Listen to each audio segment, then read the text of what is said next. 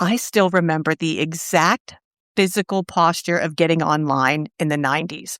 Lean forward, finger hovering over the mouse, listening, because you had to listen to that dial-up sound.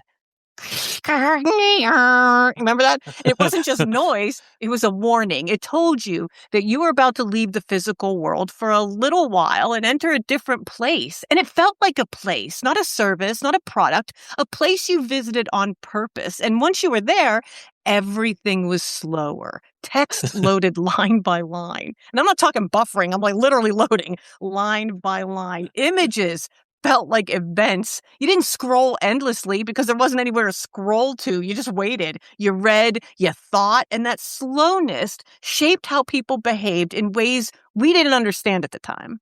Yeah. When you said line by line, it like reminded me of like Usenet forums.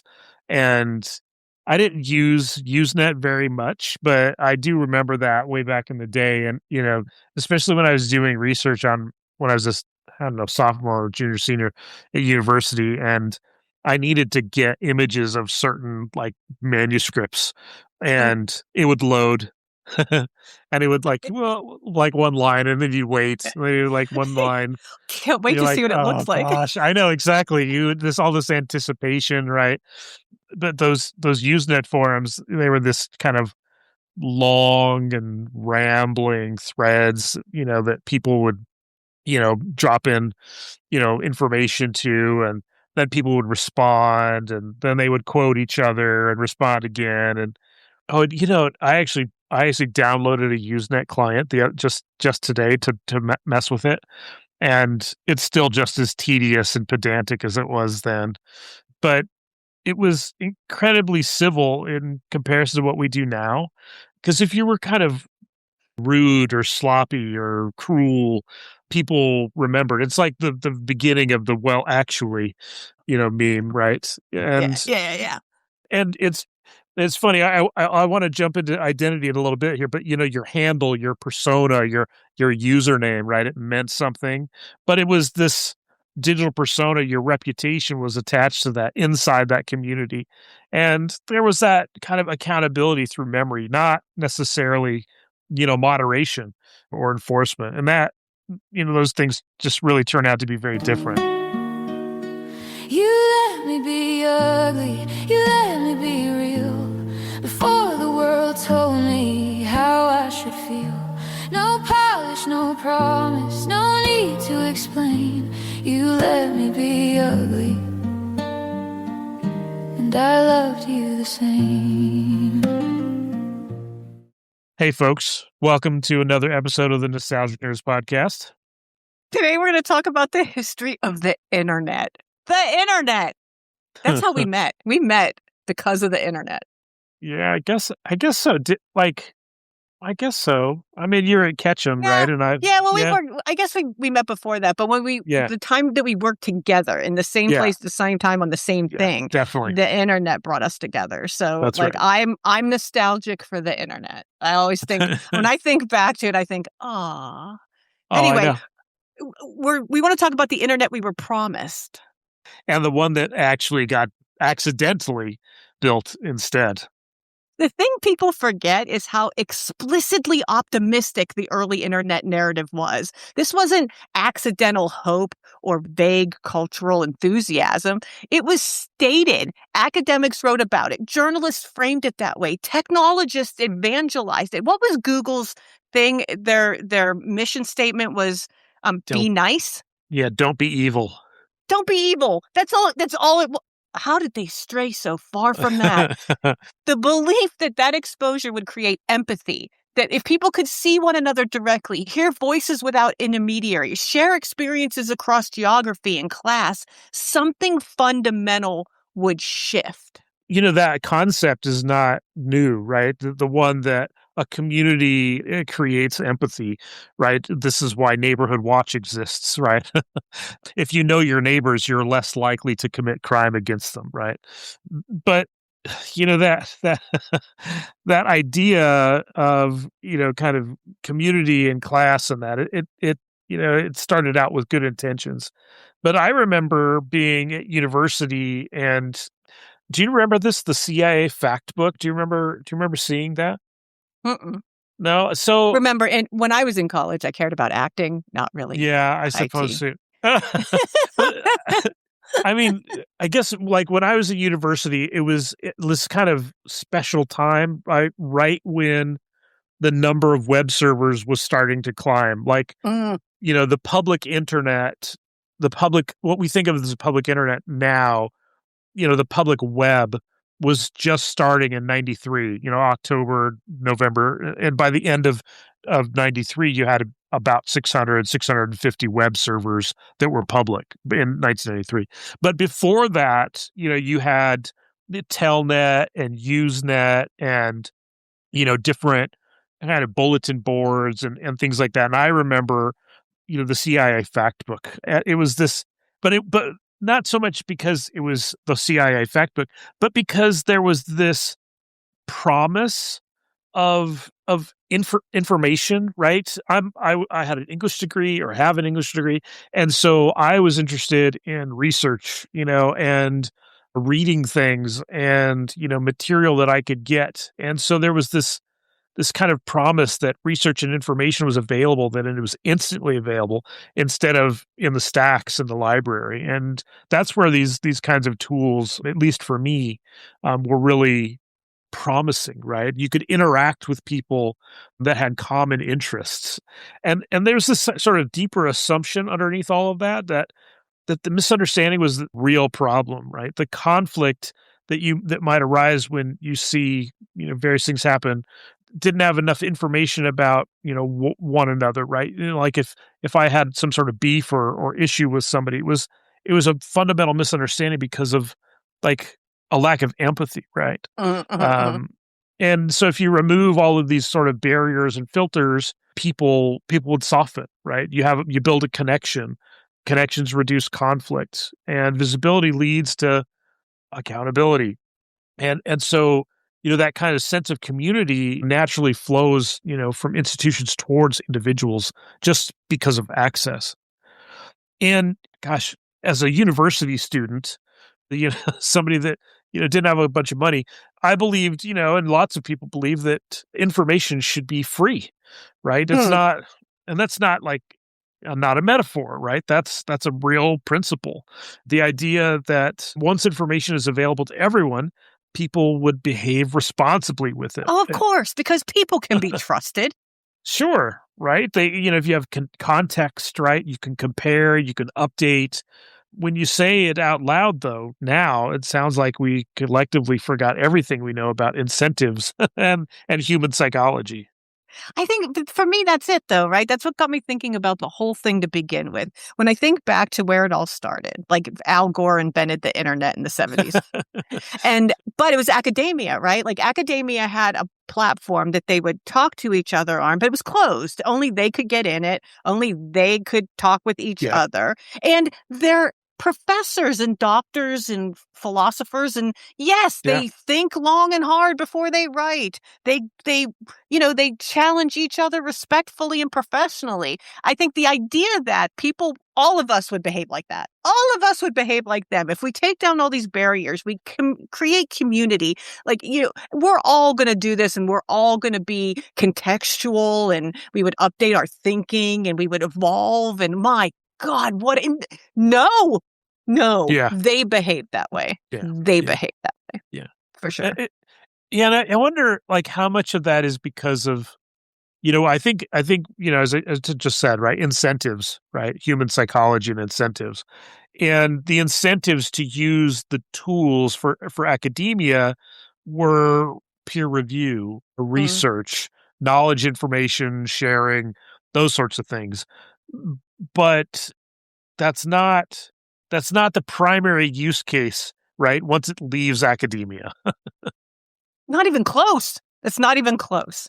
Yeah. to what the Yeah. use case ends up being once it leaves academia. But think about it at that time, though. So we just did a whole podcast about how much it used to cost us to dial long distance. This was a way Right. for them to actually work with other people in other countries. So if Australia, the United States, and the UK are all working on a science project together, if you did it over the academia network, then you were actually doing all that all the time. And they were Right. doing that back in the 70s, right? Like, that's Yeah. crazy. Like, they had a really cool thing going. They should have just kept it to themselves, honestly.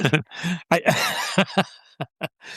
it's that assumption, right? The early assumption is that access to these academic systems, the processes, procedures that they were using, the wisdom that sort of gets associated with that would also be produced, right? Like if you have access to the same sorts of things, then obviously, right, then it would be used in the same way and it would produce similar wisdom. Or more information leads to a better decision, right? If you remove friction and authority, that leads to self-regulation. There's a lot of libertarian sort of ideals in the early internet, right? And there wasn't really a lot of discussion around incentives. We talk about freedom, talk about rights, talk about, privacy. We didn't talk about the behaviors and what kinds of behaviors would actually get rewarded when you bring scale into the equation. But here's the important part. It made sense in context. Gatekeepers really did have flaws. One thing that's easy to forget is that the early internet didn't rise because people suddenly hated institutions. It rose because trust in them was already cracking. Like today we talk about we have zero trust. That was starting way back in the 80s. I got news for you. And it just kept coming, right? And we Yeah. just kept building on it. Media was centralized and gate kept by a small number of voices that increasingly felt out of touch. Governments looked slow and bureaucratic. At exactly the moment technology was accelerating, imagine the disconnect there, right? I And then know. corporations were becoming more powerful, less accountable, and expertise itself was starting to feel insulated from lived reality. So this idea that if I can get there frictionless, with no gates, and I am getting farther and farther from the institutions, and it's supposed to open up the world to me. Yeah. It's not supposed to warp my reality and cause me to have to take social media days off, right?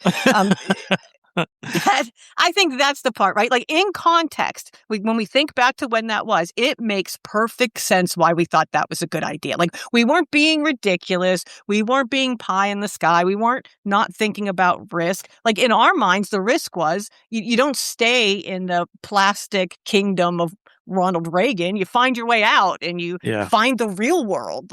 And I think that was our mistake. It was never the real world. It was never the real world.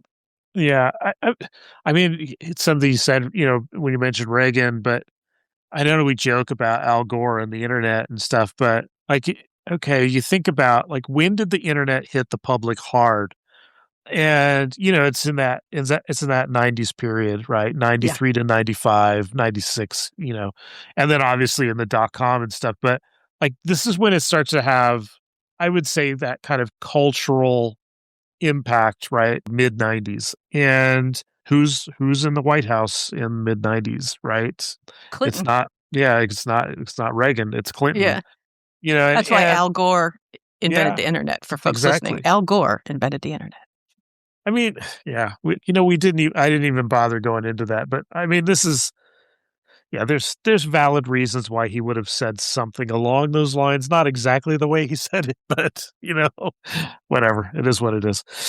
But when the internet shows up, it's like, hey, it's going to promise this kind of direct access, no filters. You can speak and publish without permission, right?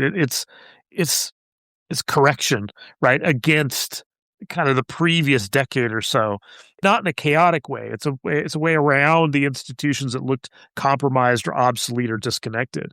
So that optimism, it wasn't random, right? If you think about culturally in the 90s, there was a lot of the positive zeitgeist. I mean, there's still problems, we had, Gulf War, one, and then Gulf War II, and, leading in that, the late 90s and early 2000s. But if that was I mean, Gulf War One was, it happened and then it was over, right? And then you had, this kind of boom in the mid '90s, Mhm. economically, politically, socially. It was so the internet is kind of this response to failures of the previous, couple of decades or so.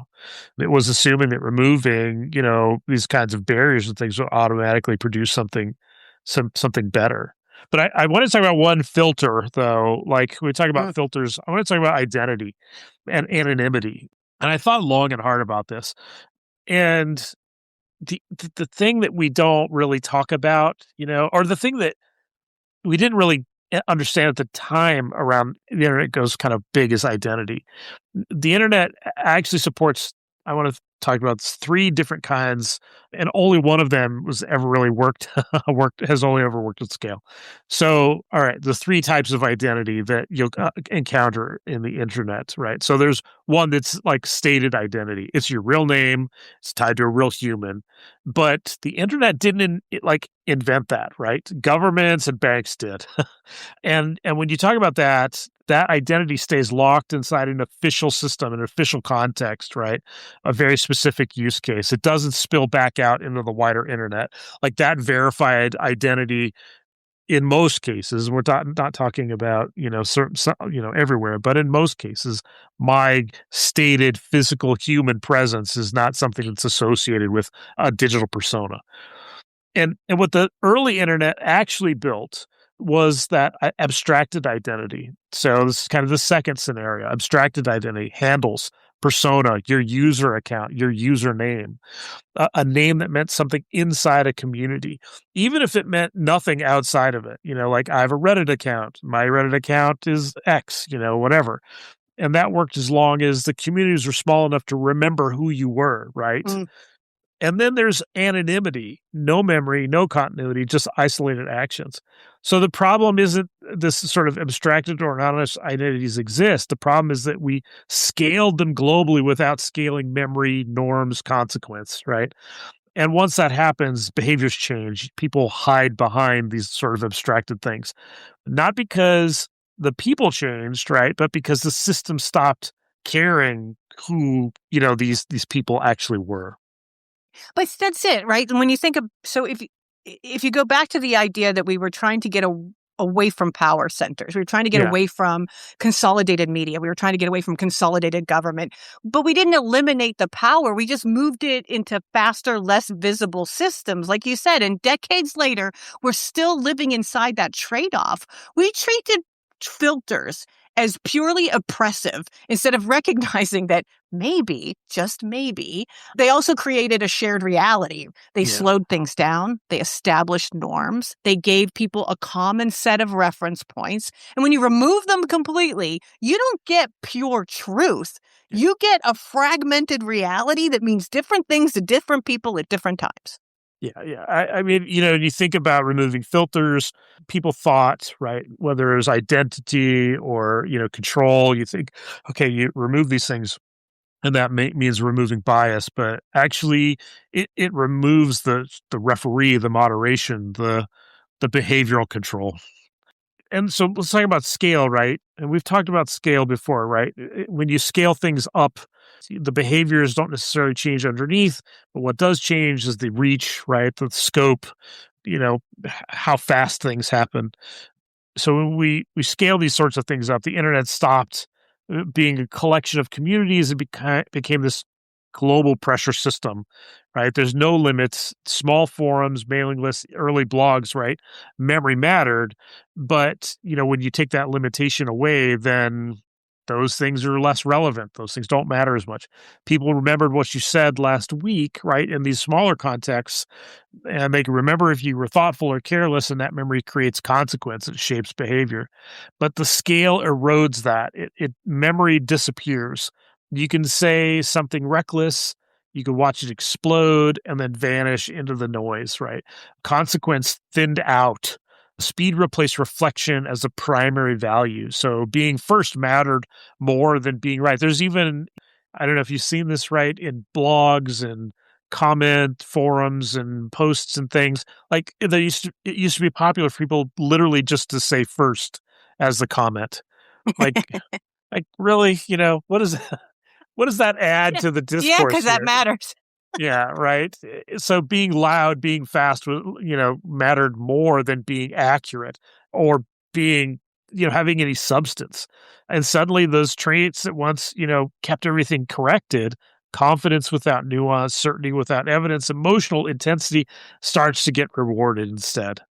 And exposure didn't create empathy the way we thought it would. It created comparison. People weren't learning about one another to understand. They were measuring themselves against curated versions of everybody else. And the connection didn't reduce conflict, it localized it, amplified it, and made it personal.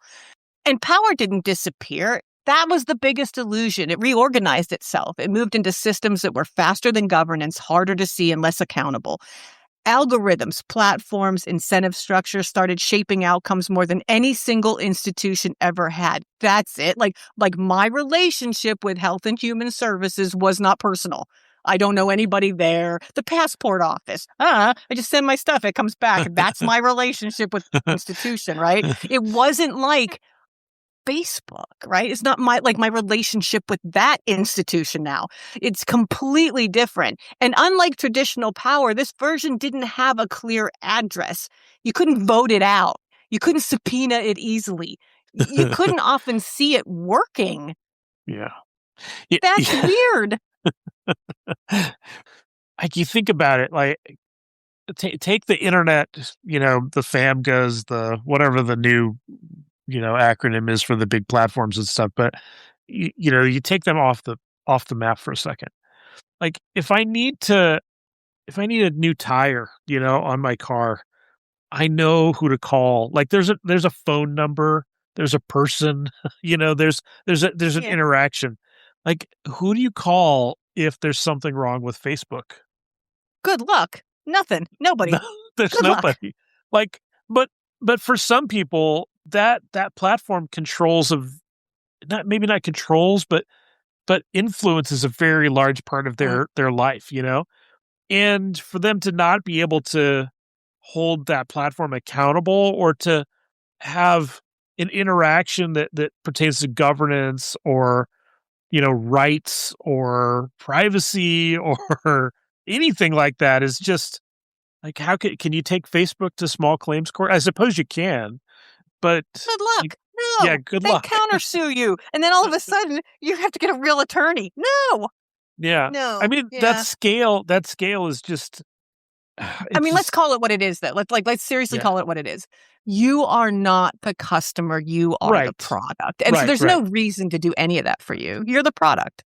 Yeah. Yeah. No, totally. And, the behaviors, I want to remind people how quickly the internet got commercial, right? And we'll go into some of the brands and stuff in a minute, but like the very first, as I said, the first set of web servers start showing up, the public servers. There were public web servers before that, but 93.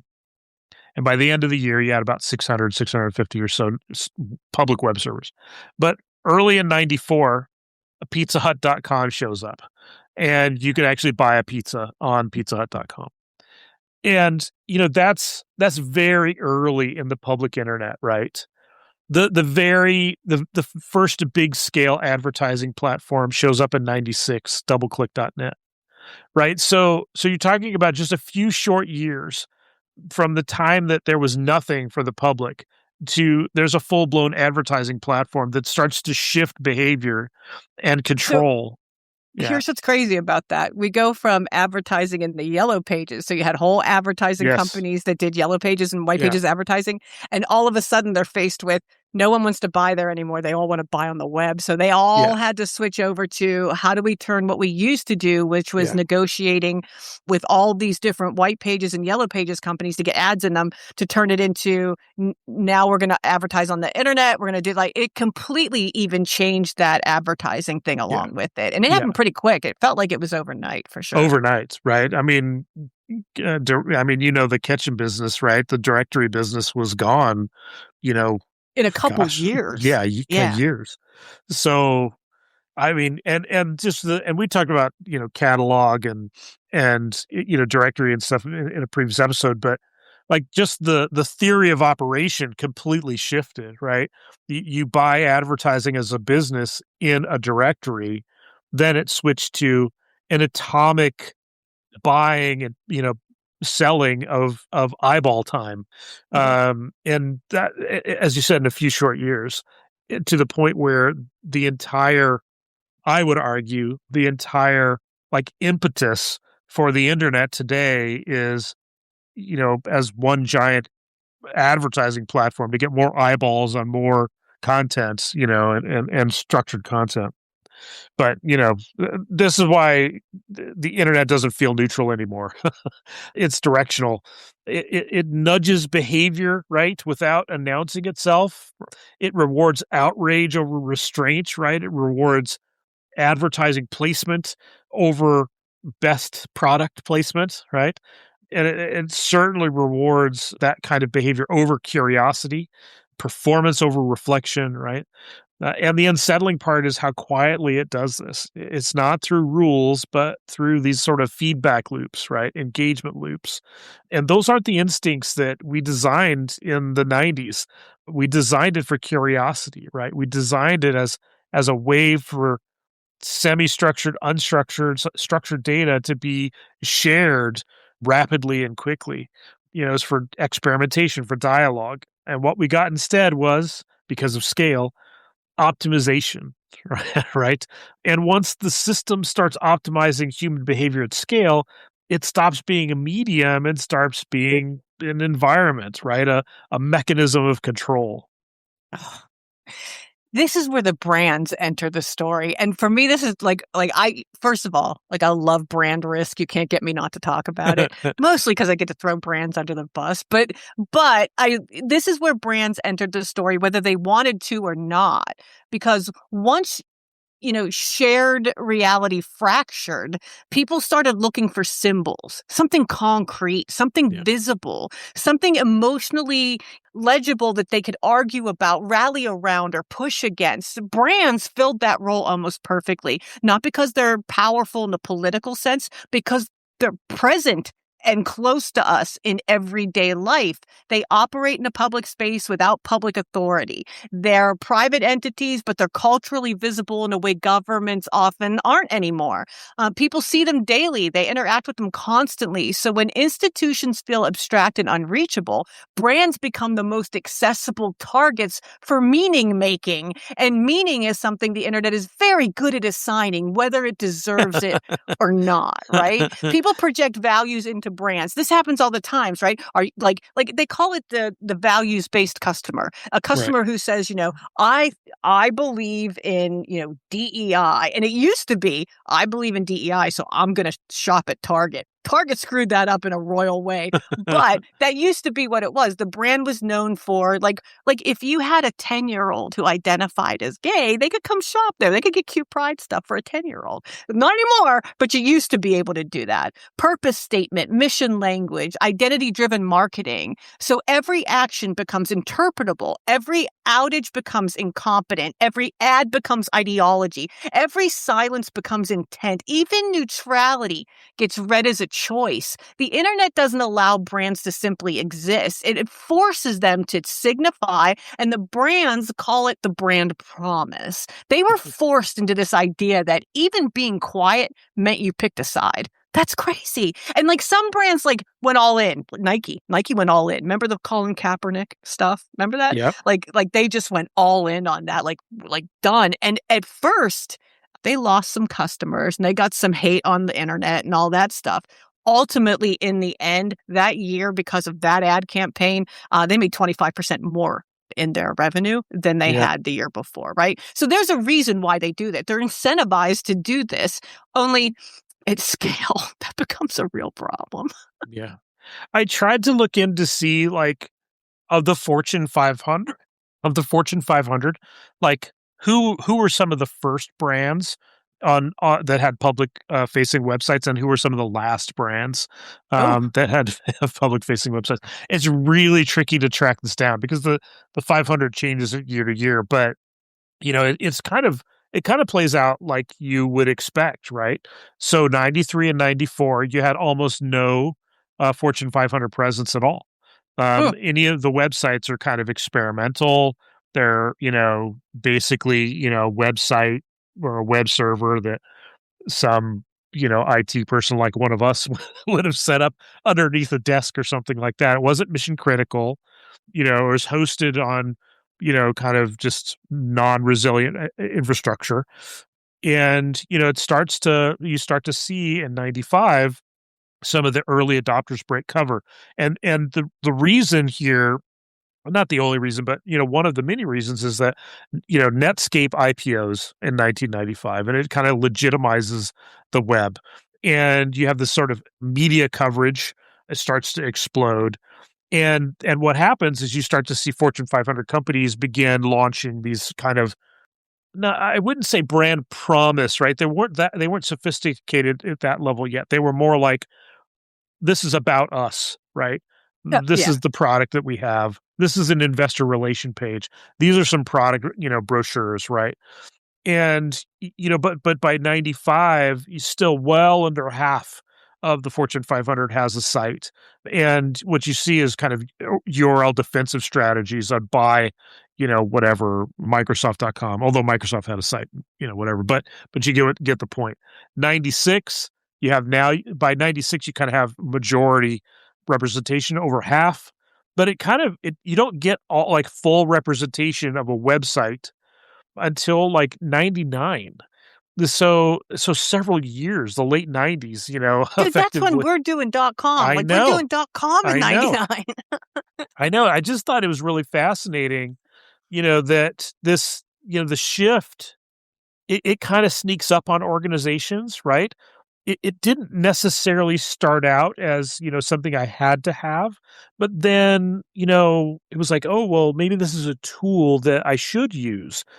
Brands, they didn't just gain reach at the time. They didn't reach, through just the internet.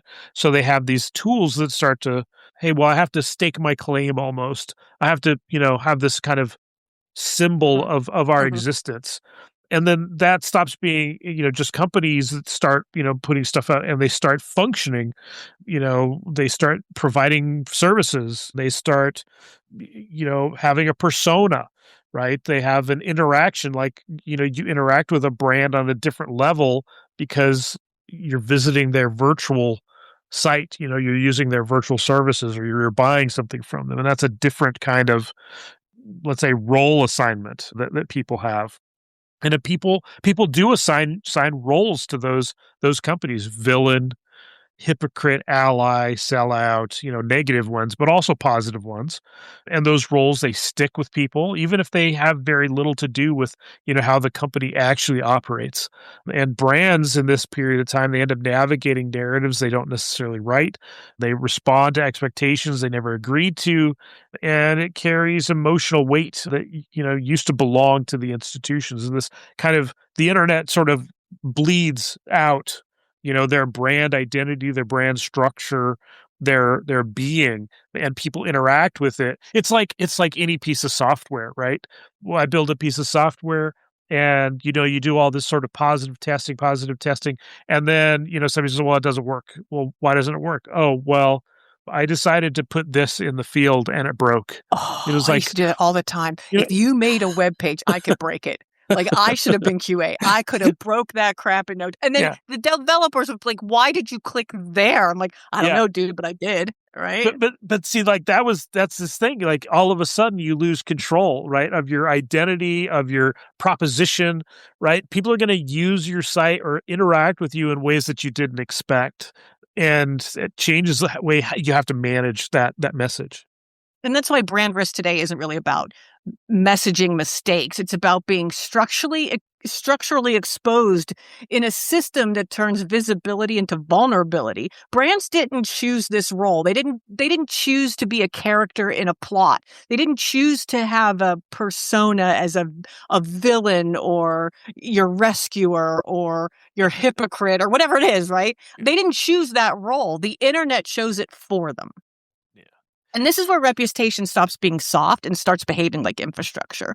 When it fails, everything downstream feels it. Legal, compliance, security, operations, markets, regulars, everybody, every employees. And it all happens at internet speed. Reputation now moves faster than governance, faster than legal review, faster than executive decision making. And once a narrative takes hold, you're no longer managing facts. You're managing feelings and beliefs. And good luck with that. Yeah. Yeah. No kidding. You want to talk about some of the brands? So, the one that comes to mind lately is Target. It's still being boycotted. It's still not posting like good numbers. And it was totally self-inflicted. They didn't need to get in the middle of anything. And it was funny at the time. So this is this is after the election, and everybody thinks if we just appease the president, he'll leave us alone and he won't say bad things and everything will be fine. And one of the things that Target decided to do was no longer sell Pride, no longer, do any of that advertising.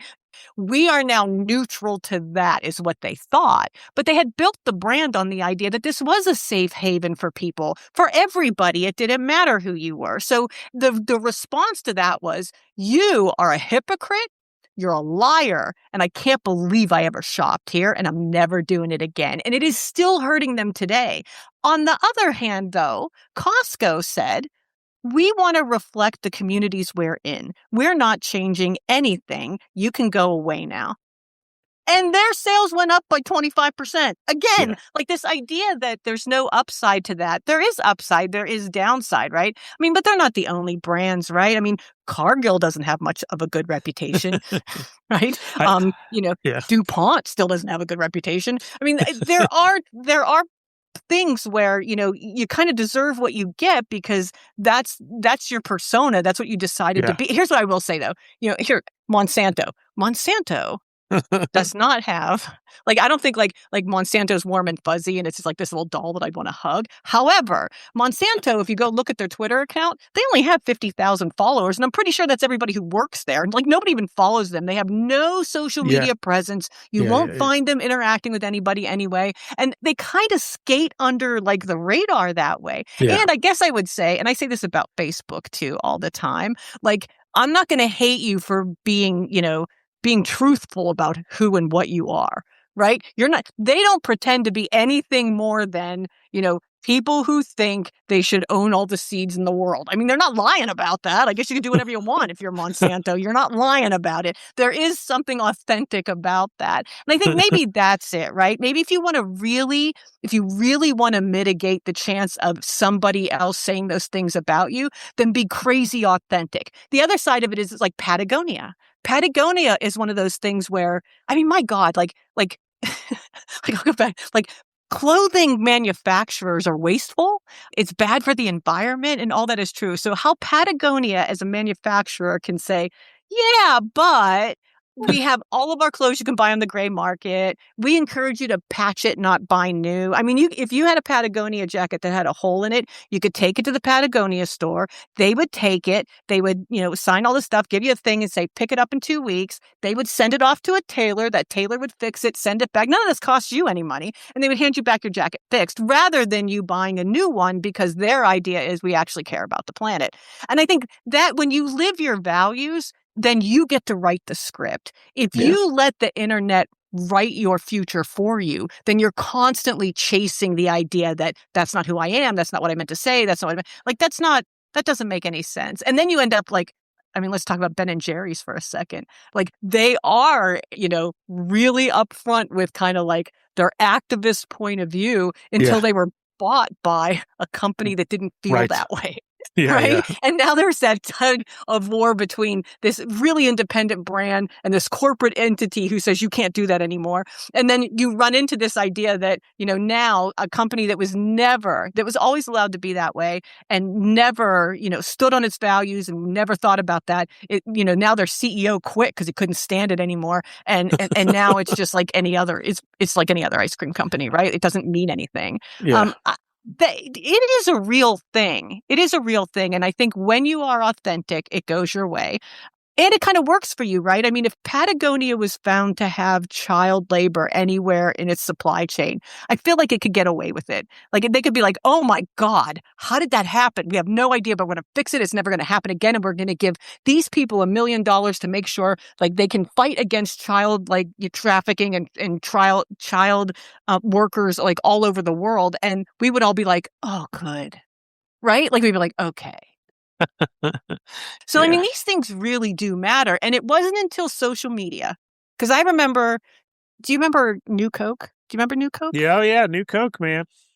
So it was awful. It was terrible. But I remember so it used to be like it was the 80s, right? So people would call, they would buy as much New Coke as they could. And then they would call the local news. And then local news would meet them at a sewer somewhere. And they would start opening it and pouring it down the sewer. And all the local news would be there filming it, be like, people really hate this. And be like, I really hate this. Like, bring back old Coke, bring back old Coke. Like, and finally, Coca-Cola just gave up and brought back classic Coke. But that's what we had to do. Massive scale, like boycotting. Now you just got to tweet it. Yeah. Tweet it. And it freaks them out enough that they'll change. Yeah. That's what's different now. So I have two that I want to talk about. Intel first, and then Sony. So, okay. And I picked these two because first, the Intel one was 1994, so it's pre-internet. But there's enough like communication that among the, let's say, the techno, elite that something happens. So, okay, so here's the scenario. It's called the FDiv or floating point division bug. And you may remember this. There's a Pentium chip in 1994. It gets released, and it has a floating point division bug is discovered in the processor itself. So originally, Intel downplays this issue. It's kind of like Steve Jobs holding the phone and saying, "Don't hold it this way, hold it this way." And Intel coming out and saying, "Well, you don't need to do that kind of math. Do math this way." And obviously that doesn't work, and people get just up in arms. Academics, engineers, they start spreading the problem and like exposing it. Email lists, it shows up on Usenet, early web pages, and it's enough that there's enough public pressure, kind of outside traditional media, that they actually change and offer full chip replacements at enormous cost to them. So it's like the first case where online technical communities force a corporate reversal. I thought that was really interesting because the reputation damage, kind of emerged before all of this, the tweets and the blogs and, the TikToks and all of that sort of thing. I just think it was that was really fascinating. And then I want to talk about Sony. Do you remember the Sony breach? I still talk about the Sony breach. I can't get enough of it. That's how we found out everybody hated Adam Sandler. Yeah. So I had no idea. This is the awesome part about the Sony breach, right? Not about Adam Sandler, right? But like the breach itself, that's not the news, right? That's not interesting. It's like, a breach happened, and people like myself, looking at the, oh, look, there is this, this exploit and that thing and, whatever. That's interesting, right? But the news wasn't the breach itself. It was the leak, right? All this information that gets leaked, contracts, people hate other people, emails. Do you remember the big scandal that came out of that was they had this is how stupid they were. They had an email where the subject line was red envelope. Now, if you know anything about Chinese culture, it's that the red envelope always has money in it. It goes to like the firstborn who isn't married or whatever, right? Right. And so apparently they had been like Foreign Corrupt Practices Act, they had been violating it the whole time. Yeah. In the Chinese market, you can only get a couple of foreign movies, and U.S. movies in the Chinese market are foreign movies. So if you want them to both be Sony, you have to pay off the Chinese government. And they were doing it under the title Red envelope. So they end up, the stuff that came out of that email was unbelievable.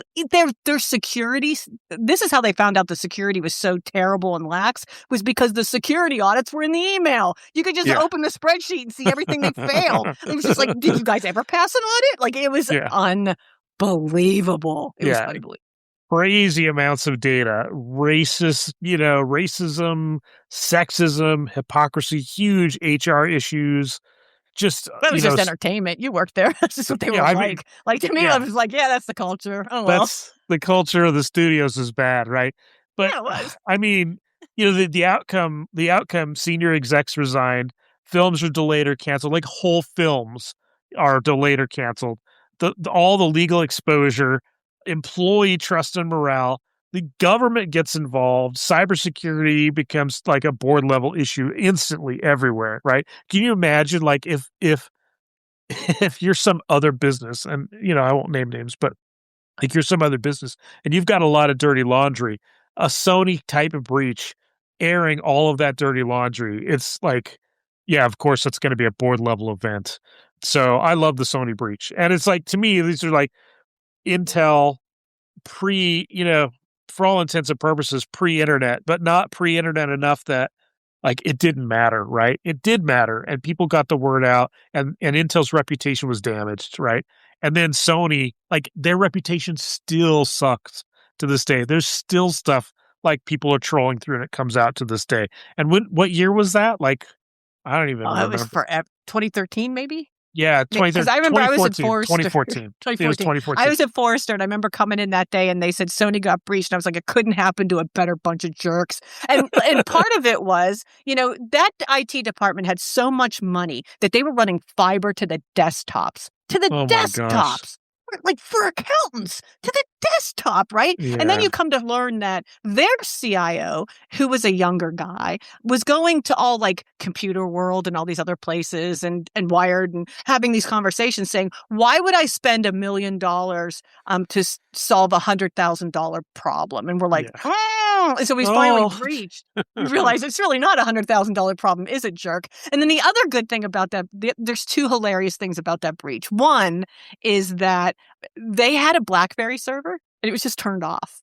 They didn't unrack it. They just turned it off. And so when all of those drives got rewritten and they had no email, they had no anything, they had nothing, their answer to that was, we got a box full of Blackberries and that server. We're turning them all back on and we're giving everybody Blackberries and then we'll have email for a minute. And then the other really weird thing that happened was the very first lawsuit that came out of that was not, I don't know, usually it's insurance companies trying to get out of paying you for your cyber insurance and all that stuff. No, it was the employees. The employees sued them first for breach of their privacy. And so they end up paying for 5 years of credit, monitoring for all of their employees just to get them to not sue them. I mean, this is one of the very first big breaches where you had to deal with all this crap. This is how we realized, like you really do have to manage this stuff. And we really should think about what the breach means. Because it turns out in like all these years later, what is it, 10 years later, I would tell you today, the breach is not what's going to cause you a headache. It's your response to it that's going to beat you up. And so, listen, it's going to happen to everybody. And I said this to Google once. I'm like, when you get breached, they're like, we're not going to get breached. I'm like, When you get breached, they're like, we're not going to get breached. I'm like, When you get, because it's not if, it's when. How you respond is what's going to make whether or not you come out of it okay. It's not if you do or don't. Have you ever gotten one of those briefings from the FBI where they come to your place with like two guys with guns and then they tell you, the first thing they tell you is there are two kinds of companies in this world. Those that have been breached and know it, and those who have been breached and don't know it. That's it. That's it. Yeah. Right? Yeah. So, anyway, I love the Sony breach. I still talk about it. People don't care anymore, but I feel like it's a good cautionary tale. It is. It's like, okay, visibility equals vulnerability. Reputation is part of the infrastructure, right? The internet is an amplifier, right? Not just a mirror. And you've got all the stuff that it foreshadows. Employee activism, leaks is leverage, right? Right. And culture is this kind of risk surface. So, treating reputation as a communication issue is so dangerous. You can't message your way out of a systemic risk exposure. You can't patch a narrative, like you can software. And brands are now risk surfaces. They absorb pressure from a system that rewards outrage, speed, and symbolic conflict. And most organizations are still operating as if reputation is something you review quarterly instead of something you're exposed to constantly.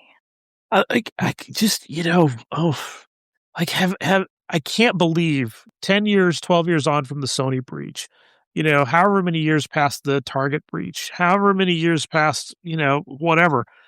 And I just can't believe that people still don't like they think it's as I said, it's a communications problem, They think it's a they don't treat it like systemic risk. I don't know. It's just hard to fathom, Yeah, like not to bag on CISOs, but chief information security officers, but I think if they were better communicators and they found better ways to abstract what they do into the business might have a different view of that, right? yeah, Like I always yeah, feel like they're not really good at telling that story in a way where it's accessible to normal people. yeah, And they never talk about security as an impact to the brand. They talk yeah. about security as an impact to systems and end users. And I don't think that's the same story. Yeah, no, it's totally not a same story, and, just think about if the CISO of Sony, kind of started from a different approach and said, look at all of this, like, frankly, incriminating, damning evidence that sits inside of all of our, information stores. Look at this. And then started to basically leak that to the board and said, do you really want this out in the public? Like they should have had like a shaming exercise. Like that's where they could have succeeded, right?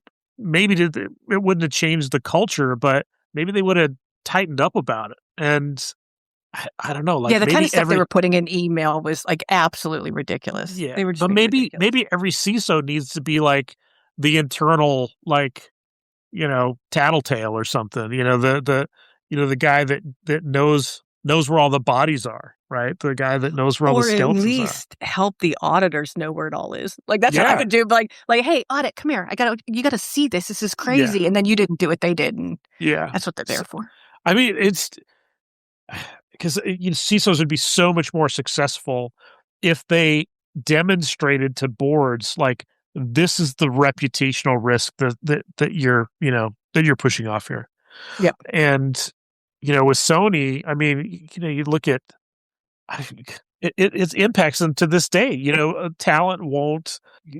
Some of the contracts that people put up with Sony now are like super protective, very territorial, and they just wouldn't have had that if they, had been protected. The uncomfortable realization here, right? So Uh-oh. yeah. So the internet isn't failing, right? Because it's evil. It's failing because it assumes better outcomes than it was designed for, right? Like you think about, all of the assumptions that we not we as in you and I, Renee, but the people in the earlier days, right? The Mhm. academics, right? The thoughts that, there were going to be better outcomes because the systems worked a certain way or they were designed a certain way. It assumes that good faith without predicting against bad behavior. And that was the kind of the operating assumptions going into the beginning of the internet era. It assumes shared reality without maintaining it, though. We built systems optimized for connection and scale, but not for restraint or memory or, I love this, accountability, right? And what I tell my teams all the time is like, because there's sort of this, agility thing, right?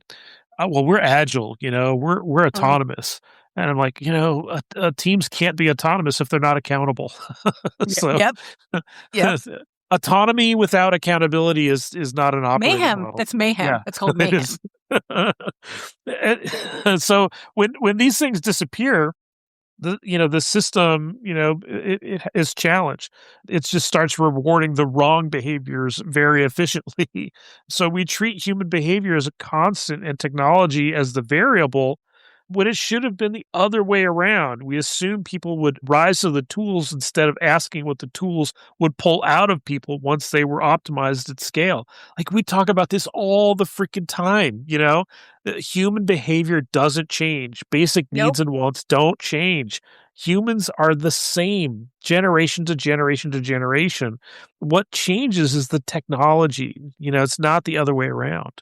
It's not the other way around. Humans aren't like, and you know what? We're sitting here kind of with rose tinted glasses because we're like, oh, but wouldn't it be better if the platforms didn't do this? And wouldn't it be better if this didn't do that? It's like, you know what, Renee, we're just as naive here because Right?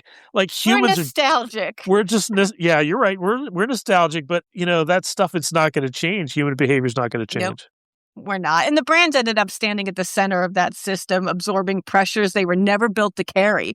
Not because they did something wrong, usually, and not because they were reckless or irresponsible occasionally, but Yeah. because they were visible, because they were legible, because they existed at the intersection of daily life, emotion, and public discourse in a world where institutions felt distant and unreachable.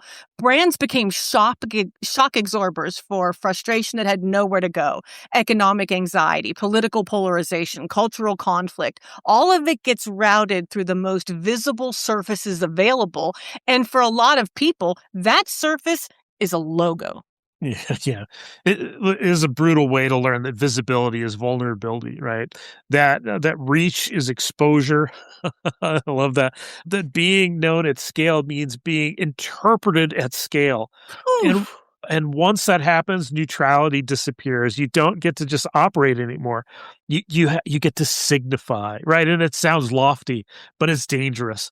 And you get judged not on what you intended, but on what the system turns you into.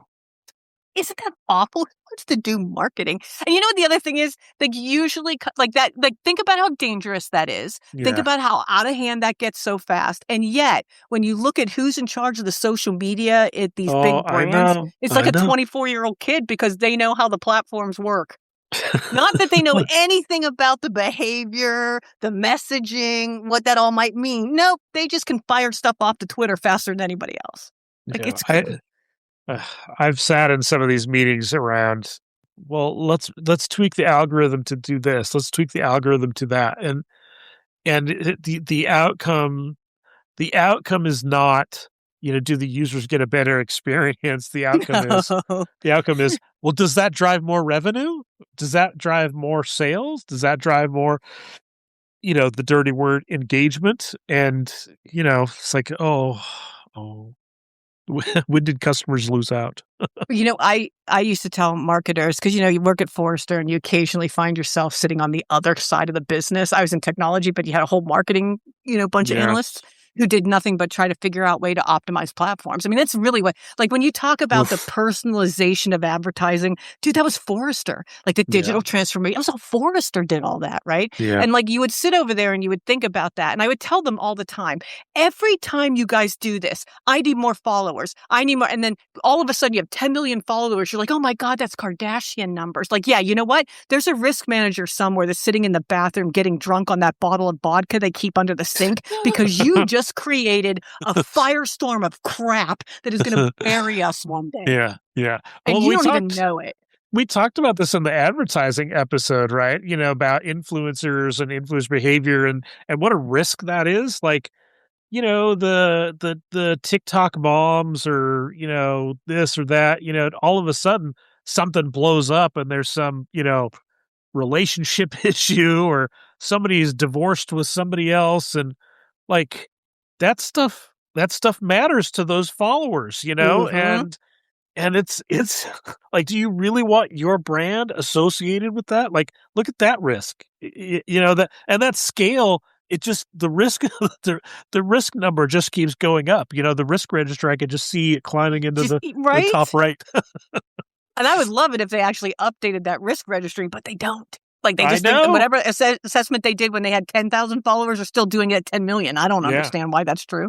Yeah. If we think about, like, I'm nostalgic for the past, always, always, always, but sometimes I miss the slowness, the waiting. The being online felt optional, like a place I went to instead of a condition I lived in. You logged in with intention. You logged off when you were done because if you didn't, no one could use the phone. It didn't follow you around in your pocket. It didn't ask for your attention every 3 minutes. It didn't give you anxiety. You just weren't there enough, right? It gave you room to think before you spoke. There was a boundary there, a sense that the internet was part of your life, not the infrastructure of it. Like, I do everything on my phone. I grocery shop on my phone. It's terrible. Yeah. That boundary mattered more than we realized because it gave people space to be unfinished, to change their mind, to not have every thought immediately witnessed and judged. I miss when saying something stupid required effort. You have to sit down, you type it out. Like, how many times you've done this in email, right? And, like, I don't even use email anymore. Literally, I don't. Gosh, it's so rare that I email now. Yeah. You have to sit down, you type it out, you connect, you think about it, you wait, you pause, you go spell check it, whatever. There are enough steps, in between that, most of the bad ideas died quietly before anyone else ever saw them. Like, how many emails I I always look to see, like, how many emails I have in my drafts folder, right? Those are all the bad ideas that I just never I was gonna sent. say, I like don't type angry. Yeah, don't type angry. But that distance between thought and publication now, it's kinda gone, and that's not a small change. And I think about, like, again, I've sat in some of these meetings with, various platform players and that, and talk about user experience and, what will get the most engagement. And, they talk about, time to post, from the time, like on Instagram, I have a photo from the time I click the button to the time that it actually posts. Like, how can I shorten that? How can I make that easier and less friction? But, that friction is sometimes kind of important, but that's the sort of shift in how humans interact with each other now. We didn't lose the internet. It didn't disappear, and it didn't get taken away from us. Yeah, we just lost the illusion that connection alone was enough, that proximity would solve disagreement, that visibility would create understanding, that access would automatically produce empathy. What we learned instead was connections need context. It needs friction. It needs governance. Without those things, connection doesn't civilize us. It overwhelms us. And nostalgia isn't, about wanting to go back. It's about recognizing that we stopped protecting along the way. So the internet wasn't a failed utopia. It was an incomplete one. We built connection first and figured out the rest later. And that means there's still room to finish the job more thoughtfully than we started it. I hope so. I certainly hope so. We're not just living inside the consequences of that experiment. We're learning from them, I hope. The internet is still being written, maybe, whether we admit it or not. Way to be pessimistic. And I know. the fact that we even have these conversations, reflect on what worked and what didn't is part of what made the early internet a special place in the first place. So maybe the next chapter isn't about going back. It's about designing forward with a little more humility and a lot more intention. Dude, regulate the internet. I'm sorry. I had to say it. I'm Renee. I never met a reg I didn't like Murphy. Yeah. Hey, you guys, and I mean that. I mean that. There's actually right now, as we speak, there's probably a couple different bills in the hopper to talk about how to regulate social media. And gladly, you see it happening in other countries. So maybe it'll take on like a kind of a world of its own, that you can't use algorithms to manipulate people. And if your algorithm does manipulate people, you should be held accountable for that. I mean, all those things are really important, and we shouldn't leave them, dead on the ground, right? All right, you guys, thanks for listening to Nostalgic Nerds. And we'll see you next time, assuming the modem connects us up. I built you out of borrowed code, midnight blue and blinking gold. Every page a little wrong, but you never said I was wrong. Frames inside of frames inside, hit counters climbing with my pride. Comic sans and broken plans, you never left, you held my hands. Before the feet, before the noise, before the numbers found my voice, before the crowd became the point. You let me be ugly, you let me be real, before the told me how I should feel. No polish, no promise, no need to explain. You let me be ugly, and I loved you the same. And neighborhoods along the way, strangers wave and come and stay. Under construction always was, but no one asked me what I was. Before the likes, before the reach, before the metrics learned to teach, before we sold what we could feel. You let me be ugly, you let me be real, before the world told me how I should feel. No polish, no promise, no need to explain. You let me be ugly, and I loved you the same. Then everyone came and the doors stayed wide. The rooms got louder, nowhere to hide. You didn't leave me, you just dissolved, buried in noise, nothing resolved. You let me be ugly, you let me be kind, before the whole world wanted my mind. If I build you again, it won't look the same, but I miss how you loved me before the game. Just a dead link now, an archive light, but you felt like home.